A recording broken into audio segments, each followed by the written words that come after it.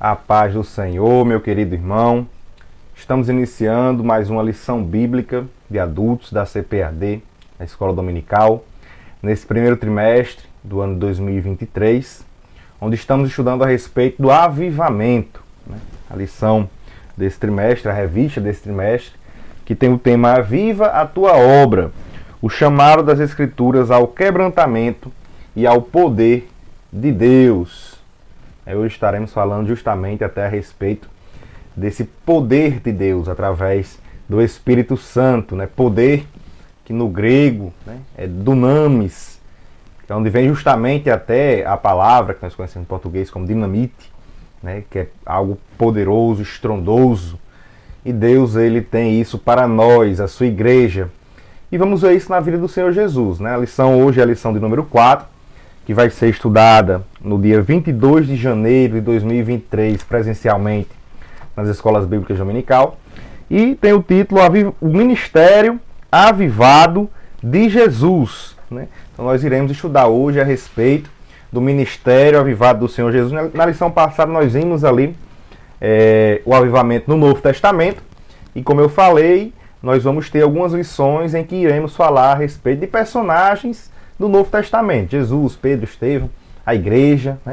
E aí a gente vai ver aqui justamente hoje a respeito do Ministério Avivado do Senhor Jesus, no poder do Espírito Santo, no dunamis do Espírito Santo. Onde ali a gente toma como exemplo para nós, como igreja. A gente vai finalizar justamente no tópico 3 da lição de hoje, falando que esse ministério do Senhor Jesus, debaixo da unção do Espírito Santo, do poder do Espírito Santo, é um exemplo para nós como igreja.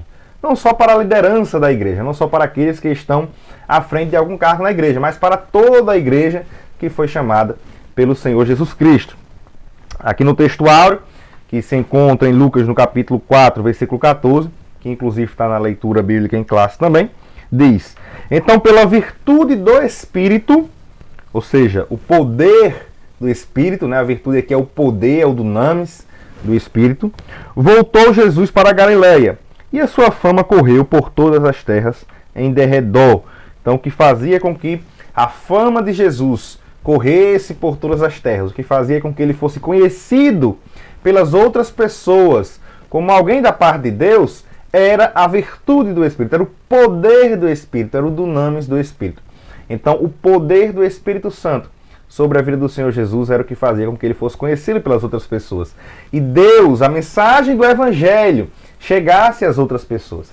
Então, para que a mensagem do Evangelho ela alcance mais pessoas através de nossas vidas, é necessário que nós estejamos debaixo do dunamis do Espírito, do poder, da virtude do Espírito Santo de Deus. A verdade prática diz o seguinte: o alcance espiritual da vida de um crente avivado revela a extraordinária atuação do Espírito Santo. Então é o Espírito Santo que atua através de nós como igreja. Então, no caso, o alcance que nós temos, o quanto nós alcançamos de pessoas, isso tudo é através do Espírito Santo de Deus. Quanto mais poder da parte de Deus nós tivermos em nossas vidas, tendo um ministério avivado debaixo da unção do Espírito, mais pessoas nós conseguiremos alcançar para o reino de Deus. Esse é o nosso objetivo. O nosso objetivo é alcançar pessoas para o reino de Deus. Muitas pessoas falam assim: nós precisamos de qualidade na igreja. Realmente, nós precisamos de pessoas que realmente sejam cristãs. Precisamos de pessoas que sejam realmente fiéis a Deus. Mas também precisamos de quantidade. Quanto mais pessoas alcançarmos para o reino de Deus, melhor. Nós devemos focar em alcançar o máximo de pessoas que pudermos para o reino de Deus. Muitas pessoas às vezes, não vou focar aqui, vou ficar só no lugar que eu estou. Não. Quanto mais você puder alcançar, quanto mais estratégias Deus lhe der para alcançar mais pessoas através do poder dele, alcance essas pessoas. Não negligencie os talentos que Deus tem lhe dado. Use o poder, a unção do Espírito Santo que está sobre a sua vida. Então a leitura bíblica em classe, que está em Lucas, no capítulo 4, versículos 14 ao 22. A gente vai trabalhar aqui nesse texto no decorrer da lição. Os irmãos fazem aí a leitura desse texto, falando a respeito do ministério do Senhor Jesus debaixo da unção do Espírito Santo. E também aqui os objetivos do ministério de Jesus, nós vamos estar tratando ao longo aí dos tópicos da lição de hoje. Vamos estar falando a respeito do ministério avivado do Senhor Jesus. A gente vê que o evangelho anunciado pelo Senhor Jesus, ele era, na verdade, diferente da mensagem trazida pela liderança religiosa daquela época ali. Era uma mensagem diferente dos escribas e dos fariseus. Mas a gente vê, quando o Senhor Jesus encerra o Sermão do Monte, em Mateus, no capítulo 7, nos versículos 28 e 29, as pessoas elas ficaram ali admiradas, né? Onde diz, e aconteceu o quê? Concluindo Jesus esse discurso, a multidão se admirou da sua doutrina, do seu ensinamento, porquanto os ensinava como tendo autoridade, né? Essa daqui não é a dunamis, né? Essa daqui é a exousia, né? E não como os escribas. Então aqui a gente vê, na verdade, que o poder do Espírito Santo que estava em Jesus Cristo fazia com que ele mostrasse às outras pessoas a autoridade do Pai, né? Ele mesmo sendo Deus, né? A gente vai falar daqui a pouco a respeito disso, né? Então a mensagem que Jesus trouxe, né, trazendo ali para as pessoas, ela produziu um verdadeiro avivamento, né? A mensagem dos escribas e dos fariseus era uma mensagem fria, era uma mensagem legalista, que não produzia avivamento nas pessoas. Já o Senhor Jesus, quando trouxe sua mensagem, era uma mensagem que produzia avivamento nas pessoas, trazia vida àquelas pessoas que estavam ali dominadas pelo jugo da lei, pelo jugo do pecado. Então, essa mensagem do Senhor Jesus, como a gente viu até na aula passada, quando falamos a respeito de Atos dos Apóstolos, das epístolas, ela se espalhou por todo mundo, ela chegou até nós.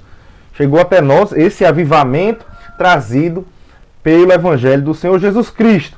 E isso aconteceu porque o Espírito do Senhor estava sobre a vida do Senhor Jesus Cristo. Como a gente viu aqui em Lucas, no capítulo 4, versículo 14, que inclusive é o versículo textual, né? E está na leitura bíblica em classe. Isso aconteceu, essa mensagem, ela foi bem sucedida, ou seja, o ministério do Senhor Jesus ele foi bem sucedido porque o poder do Espírito Santo estava sobre a sua vida, para que ele pudesse cumprir essa gloriosa missão. E a pergunta que talvez muitas pessoas façam é, sabendo, né, aí a respeito da Trindade, por que Jesus precisava da presença e do poder do Espírito Santo para que o seu ministério fosse avivado? Por que ele precisava do poder do Espírito Santo, né? A gente sabe aí, e a gente, para quem não entende, primeiramente tem que entender que o Senhor Jesus e o Espírito Santo, eles estão em uma comunhão perfeita na Trindade. A gente vê, por exemplo, então ali em João, no capítulo 1, versículo 1, quando João diz, né, no princípio era o Verbo, e o Verbo estava com Deus, e o Verbo era Deus. Então a gente vê que esse Verbo aqui, quando trata a respeito do Senhor Jesus Cristo, mostra a sua natureza divina. Nós vimos até na aula passada, na lição passada, falamos a respeito do livro do Evangelho de João, e falamos que o Evangelho de João é o que traz, que mostra melhor o aspecto divino do Senhor Jesus. Então o Senhor Jesus ele faz parte da Trindade, ele é uma das pessoas da Trindade. E quando falamos da Trindade, falamos do Pai, do Filho e do Espírito Santo, a primeira, segunda e terceira pessoa da Trindade. São três pessoas, mas uma só natureza, uma natureza divina, que é a natureza de Deus. Deus ele é um só. Veja, Deus é um só, a natureza é uma só, mas são três pessoas, o Pai, o Filho e o Espírito Santo. E aí quando a gente vê no versículo 14, onde diz, e o Verbo se fez carne e habitou entre nós, e vimos a sua glória como a glória do unigênito do Pai, cheio de graça e de verdade, aqui no versículo 14 do capítulo 1 do Evangelho segundo João, a gente vê nesse mistério da encarnação que a pessoa do Senhor Jesus, veja, estamos tratando de Deus, mas a pessoa do Senhor Jesus não é a pessoa do Pai, nem é a pessoa do Espírito Santo. Ela se tornou, ao mesmo tempo, 100% homem e 100% Deus. Isso a gente conhece como a união hipostática de Jesus. E a gente vê que permanece ali a Trindade, e a gente vê o Pai e o Espírito Santo com a natureza divina, e a pessoa do Senhor Jesus, que até então só possuía a natureza divina, passa a possuir também uma natureza humana. Então a pessoa de Cristo, ele passa a ter duas naturezas. Uma natureza divina, que já possuía, e agora uma natureza humana, sendo uma só pessoa, mas com duas naturezas. A gente chama isso da união hipostática de Jesus, né? Então ele passa a ter aí uma natureza 100% humana e 100% divina. Veja, o Pai e o Espírito Santo continuam apenas com a natureza divina, né? E o Senhor Jesus, a segunda pessoa aí da Trindade, é quem passa a ter a natureza humana e a natureza divina. Passa a ser 100% homem e 100% Deus. Por isso, né, quando Jesus ele se fez carne, ele não perdeu os atributos divinos, ou seja, ele não deixou de ser Deus. Ele não deixou de pertencer ali à Trindade, não perdeu a sua natureza divina. Ele apenas a reteve, né? Reteve os atributos divinos, deixando de exercer esses atributos.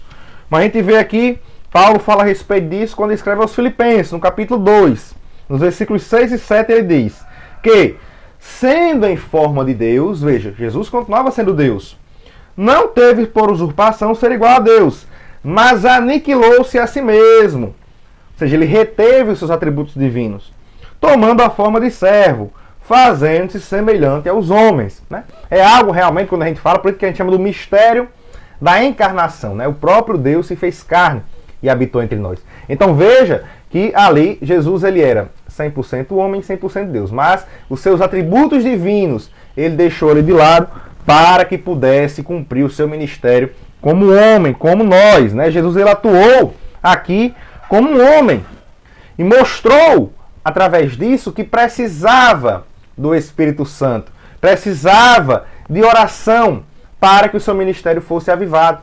E daí nós tiramos que nós também precisamos disso para ter um ministério avivado. Precisamos da unção do Espírito Santo e precisamos também de orarmos para termos comunhão com Deus. Né? Isso como homem, né?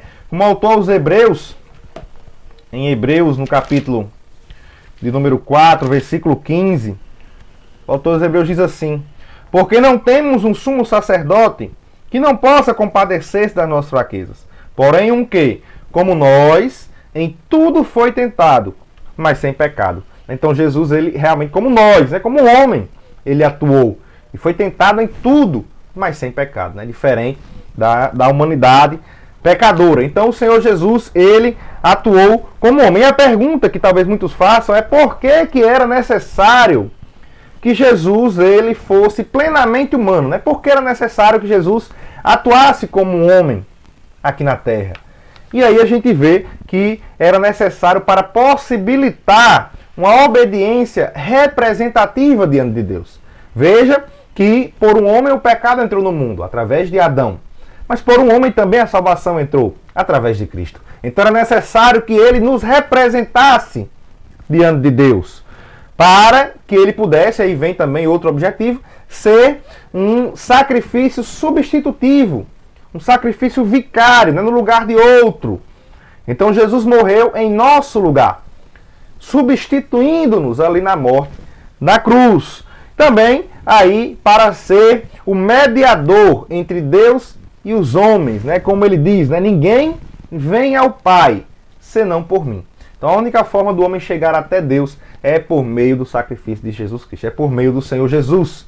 Ele tornou-se um mediador entre Deus e os homens. E isso tudo era, por isso tudo, né, era necessário que Jesus se fizesse homem, né, para que ele também cumprisse o propósito original de Deus, né, que era que o homem dominasse toda a criação.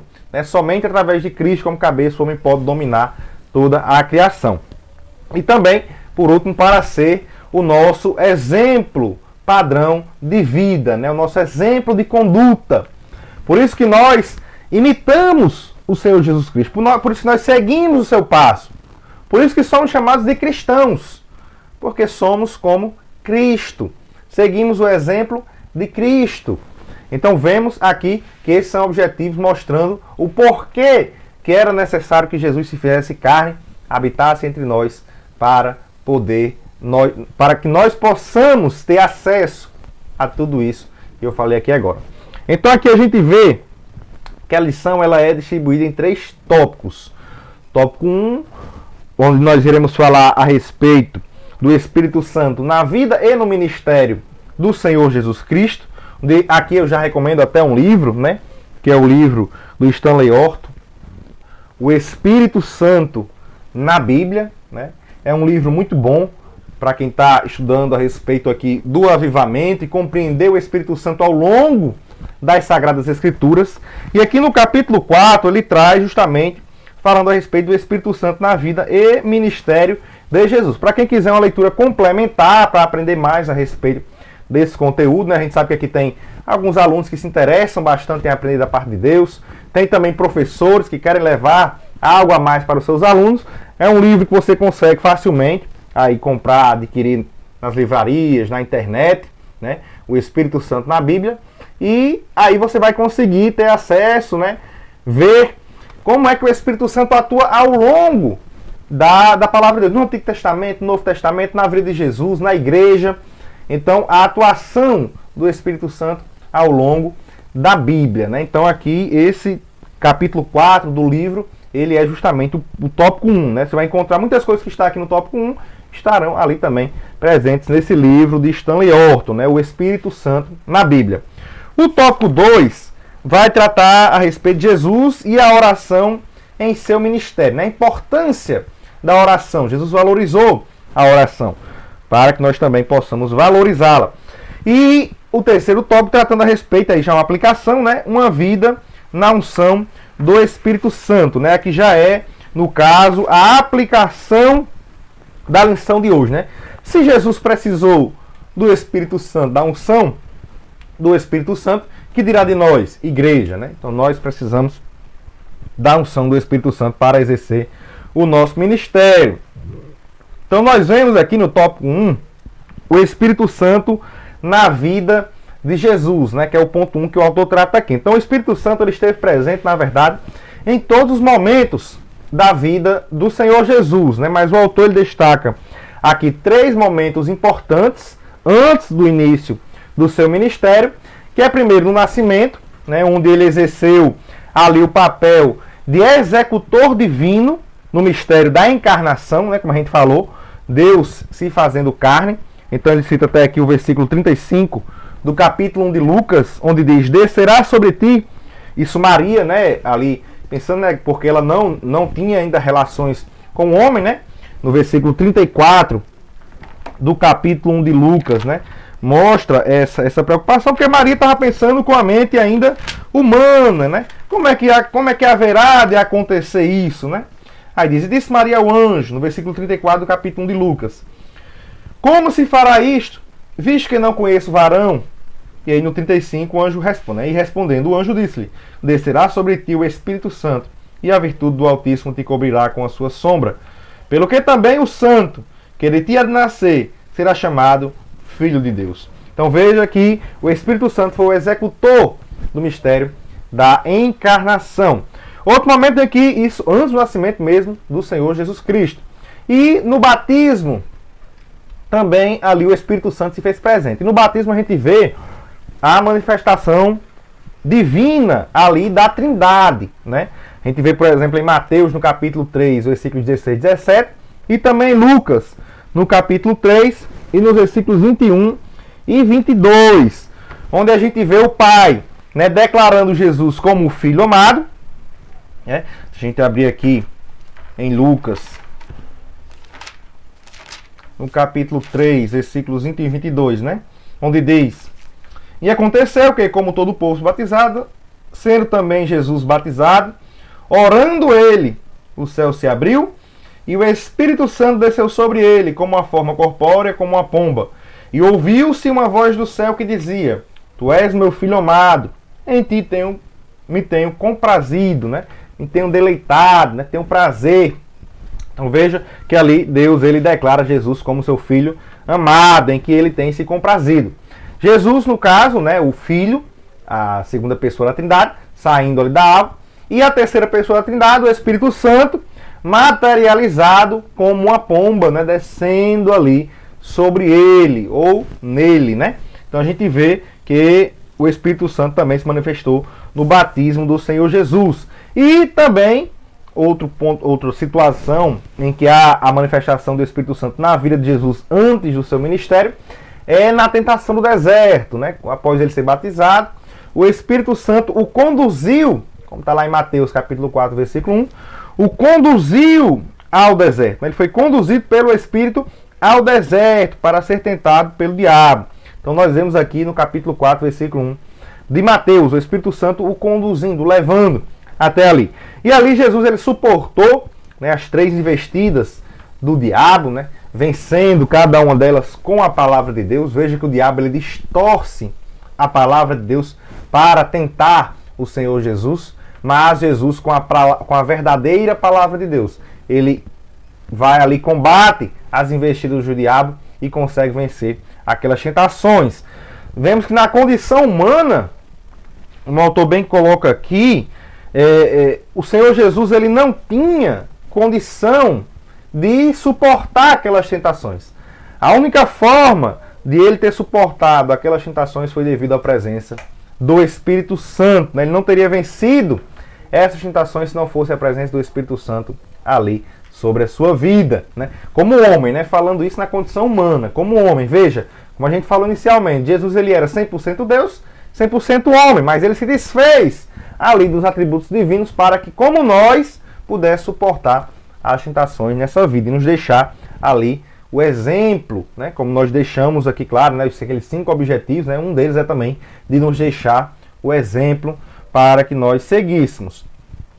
E aqui a gente vê no segundo ponto do tópico 1, o Espírito Santo no ministério de Jesus, né? Então, no ministério de Jesus ele foi ali, teve todo tipo de oposição contra ele, né? Principalmente a oposição dos líderes religiosos, né? A gente já falou aqui, os escribas e os fariseus se opuseram bastante no ministério do Senhor Jesus Cristo, né? Mas como ele tinha sobre ele a unção do Espírito Santo, como ele tinha sobre ele o dunamis do Espírito Santo, o poder do Espírito Santo, então ele pôde iniciar a sua obra, pôde desenvolvê-la e concluir a sua obra ali na cruz do Calvário, né? Isso tudo porque ele estava debaixo da unção do Espírito Santo. Não sendo por isso, ele não teria conseguido desenvolver a sua obra.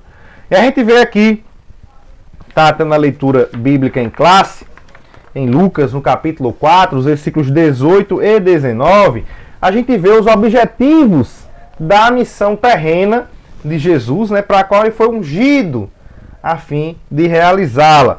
Então a gente vê aqui, nos versículos 18 e 19 do capítulo 4 de Lucas, que diz: o Espírito do Senhor é sobre mim. Então veja que o Espírito estava ali sobre ele, ungindo. Pois que me ungiu para evangelizar os pobres. Esse é o primeiro objetivo. Enviou-me a curar os quebrantados de coração. Segundo objetivo. Apregoar a liberdade aos cativos. Terceiro objetivo. Dar vista aos cegos. Quarto. Pôr em liberdade os oprimidos. O quinto objetivo. E o sexto objetivo, anunciar o ano aceitável do Senhor, né? Foram 6 ali os objetivos do Espírito Santo, os propósitos do poder do Espírito Santo sobre a vida do Senhor Jesus, né? Ali no seu ministério, ele realizando todos esses objetivos. A gente vê primeiro aqui, ungido para evangelizar os pobres, né? Então, Jesus, ele não é esse marxismo cultural que a gente vê que está se infiltrando bastante dentro da igreja, né? Não é que Jesus ele foi ali ungido para evangelizar somente aos pobres e não aos ricos, né? Então os ricos não para Jesus. Não, Jesus não faz acepção, diferenciação de pessoas, né? A gente vê que ele levou o evangelho para pessoas também de elevada posição social. Não é o caso de Zaqueu, não é o caso de Nicodemos, que tiveram as suas vidas mudadas através do encontro ali com o Senhor Jesus Cristo, né? Através do evangelho. A gente vê que na verdade isso se tratava, né, evangelizar ali aos pobres, né? era uma estratégia do Senhor Jesus. O Senhor Jesus, ele era estrategista. E o Espírito Santo, ele também nos dá estratégias para evangelizar. Então veja que ele anunciou ali primeiro aos pobres, até porque eles são mais propensos a ouvir a mensagem do Evangelho, né? Enquanto que os ricos, muitos acham que não precisam de Deus. Que não precisam de Deus porque eles se confiam nos seus bens materiais, se confiam nas suas riquezas. Então os que receberiam de forma mais fácil seriam os mais pobres. Então isso era uma estratégia do Senhor Jesus. O segundo objetivo seria aí o de curar os quebrantados do coração. Então, alguém que é quebrantado de coração é alguém que é humilde, alguém que se humilha diante de Deus, que reconhece a sua condição diante de Deus, e alguém que está disposto a se submeter à vontade de Deus. Estes são os quebrantados do coração.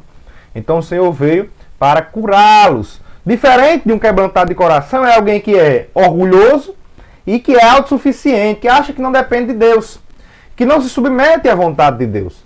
Isso é alguém que é contrário aos quebrantados de coração. Então, os quebrantados de coração, eles agradam a Deus. Está lá no Salmo 34, versículo 18, também no Salmo 51, versículo 17. Os irmãos depois conferem aí essas referências, né?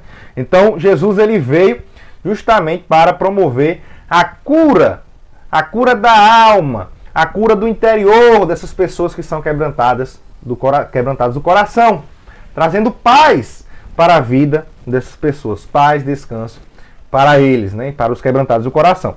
O terceiro objetivo, que é apregoar a liberdade aos cativos, né? Jesus aqui, ele incluiu na sua missão libertar os cativos espirituais, aqueles que são oprimidos pelo pecado e pelo diabo, né? Nós vemos que muitos estão iludidos no pecado, achando que são livres, quando na verdade são prisioneiros das obras da carne, dos vícios, da prostituição, e acham que são livres, que podem fazer o que quiser. Não vou para a igreja não, obedecer ali ao que um pastor fala, obedecer ao que está escrito no negócio que foi escrito há não sei quantos anos. Não, eu sou livre, sou liberto, posso fazer o que eu quiser. E na verdade são pessoas que são aprisionadas pelo pecado, são pessoas que são aprisionadas pela obra da carne. Infelizmente as pessoas, elas precisam, elas necessitam do sangue do Senhor Jesus para livrá-las, para libertá-las do pecado, para libertá-las da garra do pecado. Então, a única forma delas obterem a liberdade é através da salvação do Senhor Jesus Cristo. Então, uma das suas missões foi justamente trazer liberdade, apregoar a liberdade aos cativos, aquelas pessoas que estavam aprisionadas pelo pecado. Ele vem para trazer liberdade para elas. Outro objetivo, o quarto objetivo, a gente vê aqui, é dar vista aos cegos.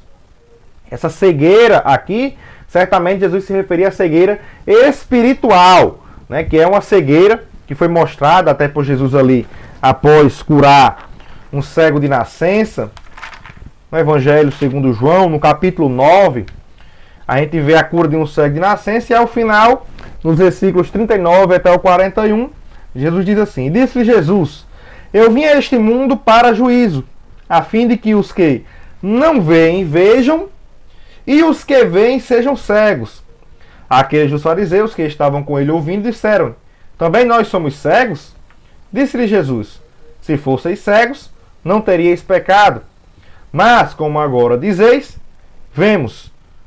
Por isso, o vosso pecado permanece. Então a gente vê aqui que havia ali entre os fariseus uma cegueira, mas não era uma cegueira física, era uma cegueira espiritual, que fazia com que eles ficassem ali aprisionados pelo pecado. Mas Jesus, ele tem a cura para esta cegueira espiritual. Aqueles que encontram o Senhor Jesus Cristo, ele cura dessa cegueira espiritual, libertando-os dessa vida de pecado. E é o próximo objetivo, né, também do ministério do Senhor Jesus. O quinto, né, pôr em liberdade os oprimidos. E aqui a gente vê que os cativos espirituais, eles só podem ser verdadeiramente libertos se forem através do Senhor Jesus, né, como ele diz em João, lá no capítulo 8, no versículo 32, ele diz assim: e conhecereis a verdade, e a verdade vos libertará. E no versículo 36 diz: se, pois, o Filho vos libertar, verdadeiramente sereis livres. Então, a verdadeira liberdade para quem está oprimido é através de Jesus. E ele fez um convite, como está lá em Mateus, no capítulo 11, versículos 28 ao 30. Ele diz: vinde a mim, todos que estáis cansados e oprimidos, e eu vos aliviarei. Então ele tem alívio, ele tem liberdade para essas pessoas que estão oprimidas pelo pecado.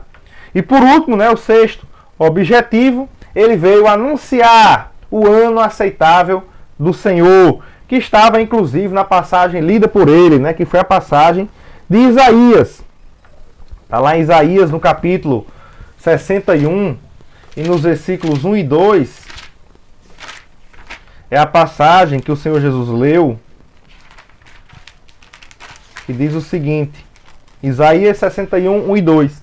O Espírito do Senhor Jeová está sobre mim, porque me ungiu para pregar boas novas aos mansos, enviou-me a restaurar os contritos de coração, proclamar a liberdade aos cativos e a abertura de prisão aos presos, a apregoar o ano aceitável do Senhor e o dia da vingança do nosso Deus, a consolar todos os tristes. Então veja, ele aqui há duas missões, há dois eventos que são de natureza oposta.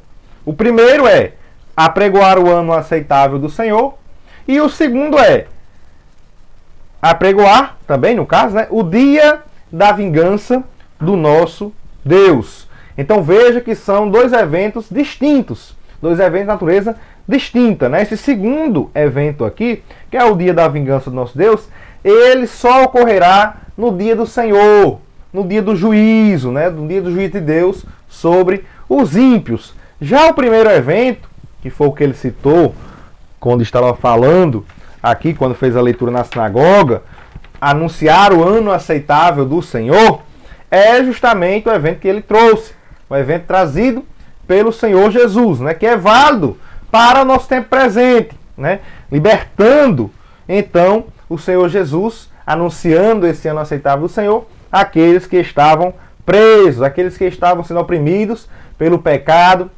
pelo mundo, pela carne e pelo diabo. Então o Senhor Jesus, ele trouxe através da sua missão esses 6 pontos aqui, esses 6 objetivos, ungido para evangelizar os pobres, curar os quebrantados do espírito, apregoar a liberdade aos cativos, dar vista aos cegos, pôr em liberdade os oprimidos e anunciar o ano aceitável do Senhor. Esse é o dia de hoje. Esse ano aceitável já está no nosso tempo presente. Nós, na Grande Comissão, fazemos parte do anúncio desse ano aceitável do Senhor, trazendo liberdade àqueles que estão oprimidos pelo inimigo. E aí no tópico 2, a gente vê Jesus em seu ministério de oração. Então a gente vê aqui que na qualidade de homem, na posição de homem, Jesus ele estava sujeito a todas as situações. Mas a gente já falou aqui lá em Hebreus, Hebreus no capítulo 4. E aqui a gente vê que ele estava inclusive sujeito às tentações humanas. Então ele precisava orar para manter comunhão com o Pai. E a gente vê que no seu ministério terreno, Jesus ele foi um exemplo de vida de oração, E foi isso, a oração, um elemento fundamental para que o seu ministério fosse avivado. Ele tinha a unção do Espírito sobre a sua vida, mas precisava mantê-la. E a única forma de manter a presença de Deus em nossas vidas é através da oração. É falando com Deus. Veja bem, como é que eu posso ser amigo de alguém? Como é que eu posso conhecer alguém? Como é que eu posso ter intimidade com alguém se eu não falo com essa pessoa? Então como é que eu vou ter intimidade com Deus se eu não converso com Deus? Se eu não oro a Deus? Então a oração ela é fundamental para mantermos a nossa comunhão com Deus, para mantermos a presença do Espírito Santo sobre as nossas vidas. Então aqui a gente vê que Jesus, ele não ensinou os seus discípulos a pregar. É claro que os seus discípulos, observando ele ali pregando, foram aprendendo a palavra e a forma que ele pregava. Mas ele não ensinou técnicas, olha, vem aqui, ó, você vai pregar assim, assim, assado, dessa forma. Não ensinou técnicas de pregação aos seus discípulos. Mas ele ensinou aos seus discípulos a orar. A gente vê em Lucas, no capítulo 18, e no versículo 1, diz o seguinte: e contou-lhes também uma parábola sobre o dever de orar sempre e nunca desfalecer. Não somente orar, mas orar sempre e não desfalecer. Então é necessário que o homem o cristão ele esteja sempre em oração diante de Deus. É necessário que ele esteja sempre em comunhão com Deus. A gente vê até que na continuidade aqui deste ensino sobre a oração, ele mostra que quando orarmos diante de Deus, não devemos ser orgulhosos, que é a próxima parábola, que é do fariseu e do publicano, que eles foram ali orar a Deus no templo. Um se comportou de forma orgulhosa, outro de forma humilde. O que foi humilde foi aceito por Deus, reconhecendo ali o seu estado, a sua situação. E aquele que se achava, aquele orgulhoso, foi rejeitado por Deus. Então, quando orarmos a Deus, devemos ser humildes. Este é o ensinamento do Senhor Jesus na oração, que está aqui no versículo 9 até o 14, né, a parábola do fariseu e do publicano. Então, Jesus ele ensinou a respeito da oração. Também lá em Mateus, no Sermão do Monte, Jesus ele ensina a forma de orar. Ele mostra que os seus discípulos devem orar sem hipocrisia, sem fingimento. Orar a Deus verdadeiramente. Isso nós estudamos até quando, no segundo trimestre do ano de 2022, do ano passado, nós estudamos a respeito do Sermão do Monte. E nós vimos a respeito disso daqui. A respeito da oração verdadeira, sem hipocrisia. Essa é a oração que Deus recebe. Se orarmos como os hipócritas, Deus não recebe a nossa oração. Mas aquelas pessoas que fingem estar orando a Deus e muitas vezes para aparecer às outras pessoas. Aqui no capítulo 6 de Mateus, os versículos 5 até o 8, há esse ensinamento a respeito de como se deve orar. E a partir do versículo 9 até o versículo 3, Jesus traz um modelo de oração do Pai Nosso, né? Um modelo em que nós vemos aqui, nós devemos nos basear em nossas orações.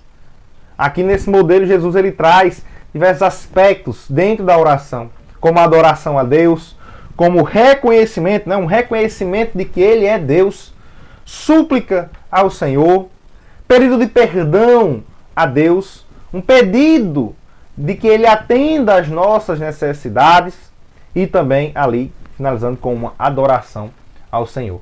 Então veja que na oração nós temos diversos elementos, nós temos diversos aspectos a serem atendidos. Não é somente chegar a Deus e pedir, Senhor, faça isso e aquilo. Muitas pessoas quando oram só sabem pedir a Deus. Nós devemos entender que a oração, veja, imagine só, você tem um amigo e você só vai buscar aquele amigo quando é para pedir algo para ele. Imagina como é que esse amigo vai ficar quando ele vê que você só chega para ele para pedir alguma coisa, quando você não conversa com ele, quando você não pergunta como ele está, quando você não... Imagina só. Então imagina Deus quando você não o adora, quando você não pede perdão por tê-lo ofendido. Veja em que situação você está diante de Deus para pedir algo a Ele. Então, para pedirmos algo a Deus, para chegarmos no ponto de pedir algo a Deus, porque nós podemos pedir a Deus, veja, não é errado pedir a Deus, mas é errado somente pedir a Deus e não adorá-lo, e não chegar humilde diante dele, e não estar em constante oração, em constante comunhão com Ele. Então o Senhor Jesus sabia que necessitava dessa constante comunhão com Deus e ensinou isso aos seus discípulos, a estarem sempre em oração, para que eles pudessem ali estar em comunhão com Deus e debaixo da unção do Espírito Santo. É por isso que Paulo, o apóstolo Paulo, acompanhando esse ensinamento de Jesus, diz aos Tessalonicenses: orai sem cessar. Ele não diz cessai de orar, ele diz orai sem cessar. Então nós devemos estar em constante comunhão com Deus. Não precisa estar na igreja para orar. Não precisa necessariamente estar de joelhos para orar. Veja, estar de joelhos é um sentido de ali reconhecimento de humilhação diante de Deus, mas reconhecimento da grandeza de Deus. Mas não é obrigatório estar de joelhos para orar. Você pode orar em pé, você pode orar andando, lá no seu trabalho, na sua escola, onde você estiver, você pode falar com Deus. Então, o que nós temos, na verdade, é que falar com Deus e não seguir rituais para falar com o Senhor. O importante é estarmos em constante comunhão com o Senhor. E aqui nós vemos, o autor também fala, né, que Jesus ele buscou ao Pai em diversas ocasiões, né? Ele tinha ali uma vida de oração. Ele orava diversas vezes. Mas o que a gente pode destacar aqui é a oração do Senhor Jesus no batismo. Está lá em Lucas. Lucas, no capítulo 3, a gente até leu, e no versículo 21 diz: E aconteceu que, como todo o povo se batizava, sendo batizado também Jesus, orando ele, o céu se abriu. Então veja que o Senhor Jesus ali, durante seu batismo, ele orou. Ele falou, na condição humana, ele orou ao Pai. E ali o céu se abriu. Então muitos querem que o céu se abra e que as bênçãos de Deus sejam derramadas sobre as suas vidas. Mas a única forma do céu se abrir e as bênçãos de Deus serem derramadas sobre nossas vidas é através da oração. Essa é a chave para que as bênçãos de Deus venham sobre a nossa vida. Jesus também orou para escolher os seus discípulos, né? Então Jesus ele tinha ali muitos seguidores, muitas pessoas seguiam Jesus, uma multidão seguia Jesus. Ele tinha muitas pessoas à sua disposição, mas ele tinha que escolher 12 para que o seguissem. E ali ele fez uma oração na escolha desses 12. A gente vê em Lucas no capítulo 6, dos versículos 12 ao 16, a escolha dos 12 discípulos, 12 apóstolos. E no versículo 12 e 13 diz assim: E aconteceu que naqueles dias, subindo ao monte a orar, e passou a noite toda em oração a Deus. Ele fez uma vigília. E quando já era dia, chamou a si os seus discípulos e escolheu 12 deles, a quem também deu o nome de apóstolos. Então você veja que para a escolha dos seus discípulos, o Senhor Jesus passou uma noite toda em oração. Veja, ele tinha muitos ali. Ele poderia ter olhado, escolhido ali pela aparência, pela capacidade, não. Ele foi orar para perguntar ao Pai quem deveriam ser os seus apóstolos. Então veja que isso serve de exemplo para a igreja. Quando o pastor for separar a liderança, quando o pastor for separar as pessoas que irão ajudá-lo a guiar o povo de Deus, é necessário que ele ore e pergunte a vontade do Pai. Ora, se Jesus orou para perguntar a vontade do Pai na condição humana, por que nós não devemos orar? Então o homem, ele muitas vezes ele olha para o exterior, ele olha para o que está por fora, ele olha para a capacidade humana, mas Deus não, Deus ele olha mais profundamente, Deus ele sonda os corações. Então vemos que Jesus também orou ali em seguida, grato a Deus por tê-lo revelado, por se revelasse aos humildes no envio ali dos seus 70 discípulos. No capítulo 10, no versículo 20 e 21, os discípulos chegaram ali felizes, né, trazendo relatório ao Senhor Jesus do que tinha acontecido, dos milagres. E aí no versículo 20 Jesus diz: Mas não vos alegreis, porque se vos sujeitam os espíritos. Alegrai-vos antes por estarem os vossos nomes escritos nos céus. E no versículo 21 do capítulo 10 de Lucas: Naquela mesma hora se alegrou Jesus no Espírito Santo e disse, aí louvou a Deus: Graças te dou, ó Pai, Senhor do céu e da terra, que escondeste estas coisas aos sábios e inteligentes e as revelastes às criancinhas. Assim é, ó Pai, porque assim te aprouve. Então a gente vê aqui que essas pessoas que se acham orgulhosas, Deus não se revela a essas pessoas. Deus se revela àqueles que são humildes, aqueles que são como criancinhas, aqueles que têm um coração puro, aqueles que reconhecem a sua condição diante de Deus. Veja, não são pessoas que não têm pecado. Na verdade, Jesus se apresentou a pessoas que estavam nessa condição, que precisavam ser libertas do pecado. Mas aqueles que receberam a mensagem de Deus foram as pessoas que eram propensas a reconhecer os seus erros, e não aqueles que achavam que não tinham erro algum, ou que podiam comprar, talvez ali com as suas riquezas, o perdão de seus pecados. Então Jesus ora agradecendo a Deus por Deus ter se revelado aos humildes de coração, e não aqueles que se achavam sábios e inteligentes naquilo que possuíam. Jesus também orou 3 vezes ali no Getsemane, né? A gente vê em Mateus no capítulo 26, nos versículos 36 ao 46, vê ali a passagem do Getsemane. Jesus vai orar, sai uma vez, pede para que os seus apóstolos orem com ele, sai, quando volta vê eles dormindo, pede para que acordem, e vai orar novamente, volta e outra vez vai orar. 3 vezes ele então ora ali no Getsemane, e ele deixa uma importante lição para nós. A sua humildade em reconhecer que a vontade de Deus é a melhor. Então ali Jesus reconhece que a vontade de Deus é a melhor para a sua vida e que seja feita a vontade do Pai. Isso vai totalmente contra a confissão positiva da teologia da prosperidade. É um ensinamento que vai contra esse ensinamento da confissão positiva, né? Onde as pessoas elas exigem de Deus para que Deus faça. Não, você tem que falar, você tem que exigir para que Deus ele faça. É como barganhando contra Deus, colocando Deus contra a parede. Nós temos que entender que não é a nossa vontade que tem que prevalecer, é a vontade de Deus. Veja, nós temos vontade. Ele diz, passa de mim este cálice, se possível, mas que seja feita a tua vontade. Veja, ele tinha uma vontade como um homem ali. Como homem, ele estava sofrendo pelo que havia de acontecer. Mas ele sabia que a vontade de Deus era a melhor. E deixa-nos esse ensinamento. Veja, não fique pedindo a Deus, exigindo de Deus algo, ou querendo que Deus faça algo que seja da sua vontade, mas contrário à vontade dele. Aqui, na palavra, nós temos a vontade de Deus. Nada que for contra a vontade de Deus escrita na sua palavra, nós devemos buscar. Devemos andar conforme a palavra de Deus. Muitas pessoas oram a Deus pedindo coisas que estão contra a vontade de Deus. Um exemplo, você é um homem casado. Você sabe que a vontade de Deus é que o casamento ele é indissolúvel. Aí você vai orar a Deus para você arrumar outra mulher? Então veja, isso daí está totalmente errado. Ou outra mulher orando, ou um homem orando para que uma mulher se separe, ou uma mulher orando para que uma se separe, para ficar... Isso é só um exemplo de algo que vai contra a vontade de Deus.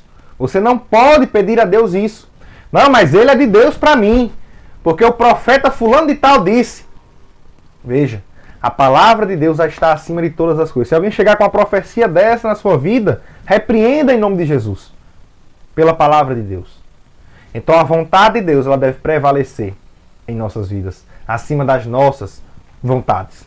E aqui no tópico 3, Jesus então ele mostra que o seu ministério ele foi ungido pelo Espírito Santo desde o seu nascimento e durante o seu ministério. Ele teve uma vida ungida pelo Espírito Santo, uma presença do Espírito Santo. Mostra a importância da oração no seu ministério. Então o ministério de Jesus ele foi avivado porque Jesus tinha a presença do Espírito Santo e também orava para manter a comunhão com o Pai. Então, se Jesus precisou do Espírito Santo de oração para ter o ministério avivado, imagina nós, como a sua igreja, precisamos cada vez mais do Espírito Santo de Deus e da oração. Então, aqui, para que nós tenhamos esse ministério avivado, nós devemos seguir o exemplo do Senhor Jesus. É como João diz, a primeira epístola de João, no capítulo 2, versículo 6. Aquele que diz que está nele, também deve andar como ele andou. E lá em Atos dos Apóstolos, ou Atos do Espírito Santo, no capítulo 10 e no versículo 38, Pedro, ele diz o seguinte: como ungiu a Jesus de Nazaré, com o Espírito Santo e com virtude, o qual andou fazendo bem e curando a todos os oprimidos do diabo, porque Deus era com ele. Então veja que Deus ungiu a Jesus de Nazaré, né? Deus, o Pai, ungiu a Cristo com o Espírito Santo e com poder. E ele andou fazendo o quê? O bem, curando a todos os oprimidos do diabo, porque Deus era com ele, tinha a presença de Deus. Então veja que nós, como igreja, precisamos andar como Cristo andou. Precisamos ser ungidos com o Espírito Santo, com dunamis, com poder, para fazermos o que o Senhor Jesus fez, para curar os oprimidos do diabo, para libertar aquelas pessoas que precisam ser libertas pela palavra de Deus. Então, para que ocorra um grande avivamento no meio da igreja, como a gente viu na lição 2, os avivamentos que ocorreram no Antigo Testamento, na lição 3, os avivamentos no Novo Testamento, visto ali através do Evangelho, nas epístolas, e também os avivamentos que ocorreu na história. Todos eles eram fundamentados na palavra de Deus e na oração com a unção do Espírito Santo. Então, para que o avivamento ele ocorra, é necessário a palavra, a leitura, a meditação na palavra de Deus, o conhecimento e viver a palavra de Deus, e também a oração para manter a comunhão com Deus e ter a unção do Espírito Santo de Deus sobre nossas vidas. E lembrando que esse avivamento ele não é exclusividade, que a gente fala aqui de ministério, né? Não é exclusividade para a liderança da igreja, para aquelas pessoas que ocupam algum cargo de liderança na igreja. Esse avivamento é para todos os cristãos, para todos aqueles que foram chamados por Cristo para cumprir a sua grande comissão. Todos esses precisam da unção do Espírito Santo sobre as suas vidas. Todos que foram chamados pela grande comissão do Senhor Jesus, que está lá em Mateus, no capítulo 28, e nos versículos 19 e 20, onde ele diz: portanto, ide e ensinai todas as nações, batizando-as em nome do Pai, do Filho e do Espírito Santo, ensinando-as a guardar todas as coisas que eu vos tenho mandado. E eis que eu estou convosco todos os dias até a consumação dos séculos. Pedro também, na primeira epístola, no capítulo 2, no versículo 9, ele diz assim: mas vós sois a geração eleita, o sacerdócio real, a nação santa, o povo adquirido. Para quê? Para quê que nós somos tudo isso? Né? As pessoas gostam muito de falar: eu sou geração eleita, eu sou o sacerdócio real, eu sou a nação santa, eu sou o povo adquirido.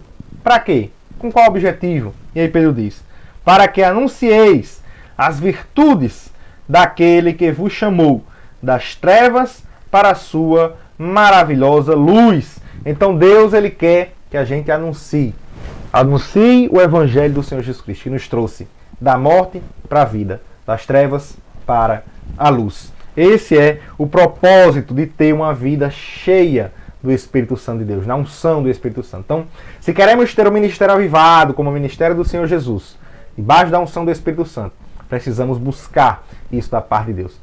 Precisamos orar a Deus, precisamos viver de acordo com a palavra de Deus. Então aqui na conclusão o autor diz: nesta lição, vimos que o Senhor Jesus teve um ministério avivado porque foi ungido pelo Espírito Santo.